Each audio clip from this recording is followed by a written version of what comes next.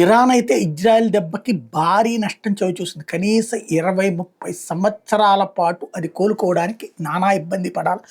Oil విపరీతంగా అమ్ముకుని సంపాదించే డబ్బులైతే సంపాదించగలిగిన మిగతాయన్నీ సమకూర్చుకోవడానికి చాలా పడుతుంది. ఒకటి అణుస్థావరాలు మళ్ళీ నిర్మించడం, అణుబాంబులు మళ్ళీ తయారు చేయగలిగిన కెపాసిటీ అనేది ఇప్పట్లో అసాధ్యమైనటువంటి పని. ఇంకా ఇప్పుడు ప్రపంచ దేశాలను రిస్ట్రిక్షన్ కాబట్టి సమస్య.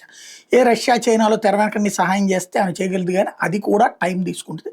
నెంబర్ 1. నెంబర్ 2 వచ్చేటప్పటికి ఇరాన్‌కి మరొక పెద్ద సమస్య ఏంటయ్యా అంటే వాళ్ళ ఎయిర్ బేస్‌లు ఇవన్నీ సెటరేట్ చేసుకోవడానికి టైం పడుతుంది. ప్లస్ ఏదైతే కమిటెడ్ సైనికులు దొరకడం కూడా కష్టం. సైనిక అధికారులు దొరకడం కూడా అనేక మంది ప్రాణాలు కోల్పోయారు. అణు శాస్త్రవేత్తలు దొరకడం కూడా కష్టం. చాలామంది కోల్పోవడం అన్నటువంటిది. అట్లాగే డబ్బులు అంటారా, ఆస్తి నష్టం అంటారా సరి చేసుకోగలదు. కానీ పోయిన ప్రాణాలకి సంబంధించి ఆ స్థాయి తెలివితేటలు ఉన్నోళ్ళు దొరకడం అన్నటువంటిదే కష్టం దానికి.